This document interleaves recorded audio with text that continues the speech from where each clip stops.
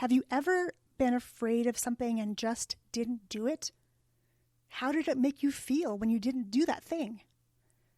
At some point in all of our lives, we've experienced fear. And when we experience that fear, we've let it stop us from moving forward, from taking action, from speaking up, even though we know in our heart of hearts that we need to do those things. Well, today on the podcast, we're diving into a way to get past our fears by using the power of our voices and video. Welcome, everyone, to episode number 282 of the Amplify Your Awesome podcast. I'm your host, Yong Pratt, and this week we're taking a bit of a departure from our regular topics like content creation and repurposing and bringing our kids into our business to dive into something that's been on my mind and in my heart and probably yours as well. So let's dive in, shall we? Now, I'll be the first to admit that I don't normally watch the news because it tends to make me anxious. And it often puts me in a state of fear and in a lack mindset. And it's really sort of what I believe the news is all about, right? To report on the negative things that are happening in our world. We don't often see positive, and for that reason alone, I tend not to consume that information. So when I began seeing some very heated posts in my social feeds, I went to investigate. When I did, I was absolutely mortified. I was angry. I was sad. And I let the fear of what I knew I needed to say out loud to you creep in and consume me. Total transparency, I hesitated whether or not to even record this podcast episode. Do I continue releasing the episodes I had already planned on releasing? Or do I want to open up and have a conversation about hard things and the injustices that have risen to the surface? Well, I'm choosing the latter, and I hope that's okay with you. Before we dive into this deep conversation, I want to give you a little backstory that's been stirred up and has risen to the surface for me as of late. Now, some of you may know this about me, others may not. I grew up in a small town in northeastern Nevada, just down the hill from where I live now. That fact in and of itself is totally unremarkable. What made a mark on me during childhood was the dynamic of being raised by biracial parents in a predominantly Caucasian town. My dad is Caucasian and my mom is Korean. There was a smattering of Hispanic families in town along with those of Basque and Italian heritage. My brother and I were the only Asian kids at our elementary schools. My brother, who was dark-skinned with black hair and brown eyes, was often passed off as maybe being Hispanic.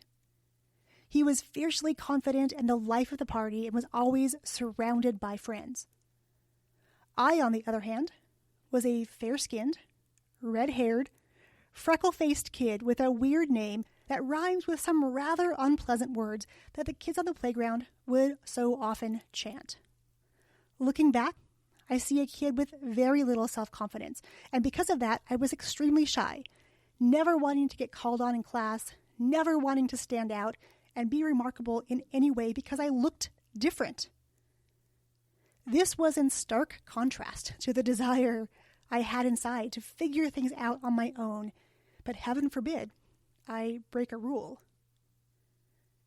I remember hearing people ask if I was adopted, especially when I was with my mom, because other than maybe the shape of our eyes or our faces, we looked nothing alike. I remember the way some people looked at and treated my mom. Today, we call it racism. Back then, no one thought differently of it, at least where we lived. I remember just being embarrassed to be Asian because it made me different. And when I went back to Korea at the age of 9, I stood out like a sore thumb. So much so, in fact, that everywhere we went, people on the street, literal strangers, would surround me and reach out their hands to touch me. They'd pinch my cheeks.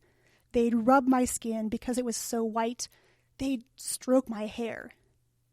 The worst part is that they thought it was okay to treat me like an object, like a doll on display because I looked different from them.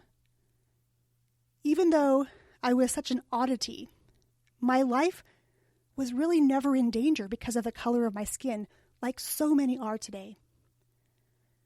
So as the events over the past few weeks have unfolded, it's brought back a lot of stories and a lot of memories and the realities of race in our country.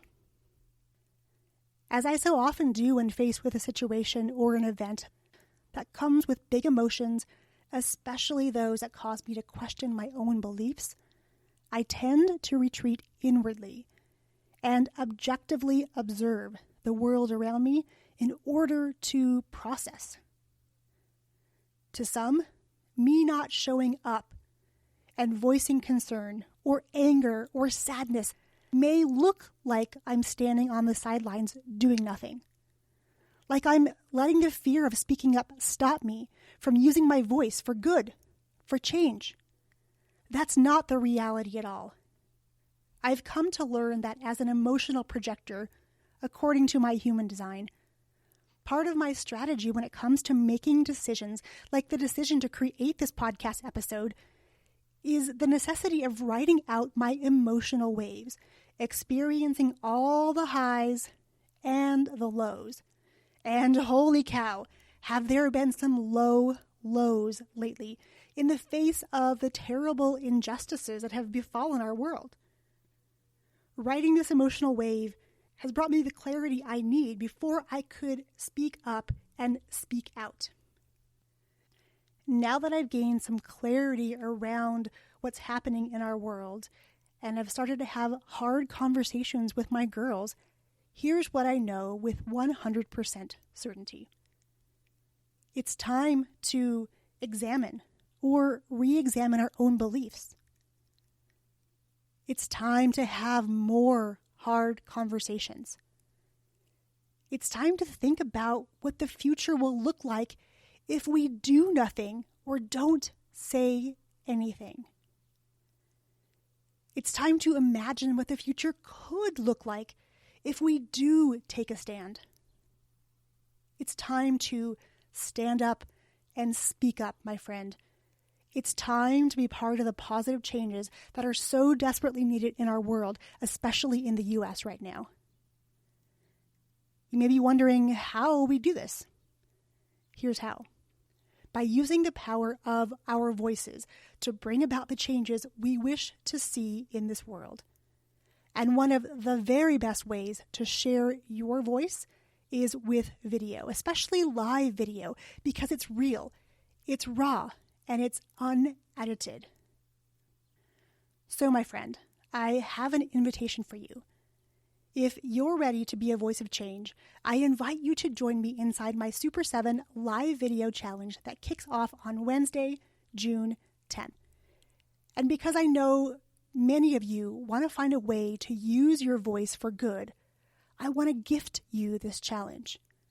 All you have to do is head over to today's show notes at yongpratt.com/282 and use the coupon code VOICE, and the challenge is yours for exactly $0. Now, this is a challenge that I've sold separately for $77, and inside this challenge is a simple framework to make the most impact with your voice on video. It's a framework that's taken me from being scared of pressing that record button to now loving the medium of video. It's a framework that's cost me literally tens of thousands of dollars and over a decade to create, and I want to gift it to you because I believe in you. I believe in your business and your message. I believe in the power of your voice to create positive changes in this world. And just think about the momentum, not to mention the compound effect that would happen if we create and unite our voices together for good. If you're ready, my friend, head over to today's show notes at yongpratt.com/282 and save your seat for the upcoming Super 7 live video challenge. For 7 days, we'll dive into the whys and the hows of live video, and in a single week, you'll have everything you need to show up consistently and confidently on video and be a voice for change. Be sure to use the coupon code VOICE to save $77. Video is powerful. Your voice is even more powerful, and it's absolutely time to use it to create the positive changes you want to see in this world. Cheers to using your voice, and cheers to using video. I'll see you inside the challenge.